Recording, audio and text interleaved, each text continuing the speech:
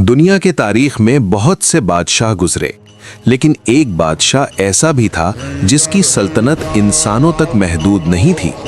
मैं बात कर रहा हूँ हजरत सुलेमान अलैहिस्सलाम की, वो नबी जिन्हें अल्लाह ने ऐसी कुदरत और हुकूमत अता की जो उनसे पहले और उनके बाद किसी को भी नहीं दी गई।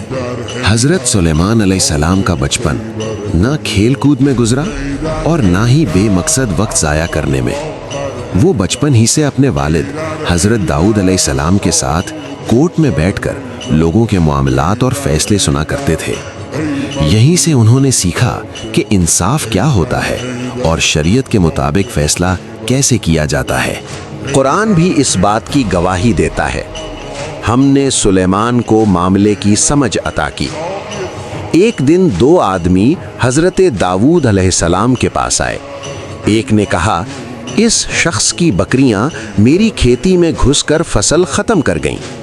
हजरत दाऊद अलैहिस्सलाम ने फैसला दिया कि बकरियां हमेशा के लिए फसल के मालिक को दे दी जाएं। लेकिन तभी हजरत सुलेमान अलैहिस्सलाम बोले, बेहतर ये होगा कि बकरियां कुछ वक्त के लिए दी जाएं ताकि नुकसान पूरा हो जाए और फिर बकरियां वापस कर दी जाएं। हजरत दाऊद अलैहिस्सलाम इस हिकमत भरे फैसले से बहुत मुतासिर हुए। हजरत दाऊद अलैहिस्सलाम की वफात के बाद अल्लाह ने हजरत सुलेमान अलैहिस्सलाम को नबूवत और सल्तनत दोनों अता की। उस वक्त वो जवान थे और उन्होंने अल्लाह से वो दुआ मांगी जो तारीख बन गई। या अल्लाह, मुझे ऐसी बादशाहत अता फरमा जो मेरे बाद किसी को ना मिले। अल्लाह ने ये दुआ कबूल फरमा ली। अल्लाह ने हजरत सुलेमान अलैहिस्सलाम को हवाओं पर इख्तियार दिया। महीनों का सफर सिर्फ एक दिन में तय होता था। जिन्नात उनके हुक्म के ताबे थे। बड़ी बड़ी इमारतें, महल और वो काम जो इंसानों के लिए नामुमकिन थे। अल्लाह ने उन्हें परिंदों और जानवरों की जुबान समझने की सलाहियत भी दी।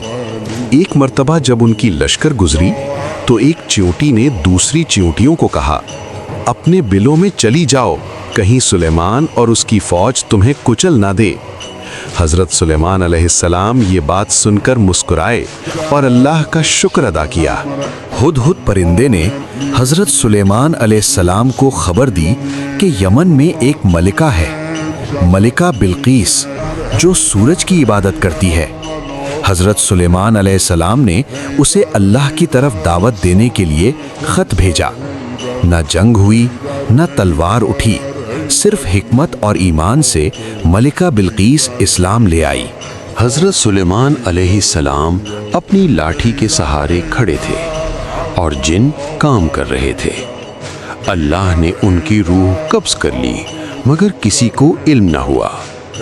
जब दीमक ने लाठी खा ली और वो गिरे, तब जिन समझ गए कि वो तो कब के वफात पा चुके हैं। हजरत सुलेमान अलैहिस्सलाम की जिंदगी हमें ये सिखाती है कि दौलत बुरी नहीं होती, बुरा होता है गुरूर। वो कहते थे, ये मेरे रब का इम्तिहान है। दौलत अगर अल्लाह के लिए हो तो रहमत है और अगर नफ्स के लिए हो तो अजाब। सबसे बेहतरीन जिंदगी वो है जो हमारे नबी सल्लल्लाहु अलैहि वसल्लम ने गुजारी।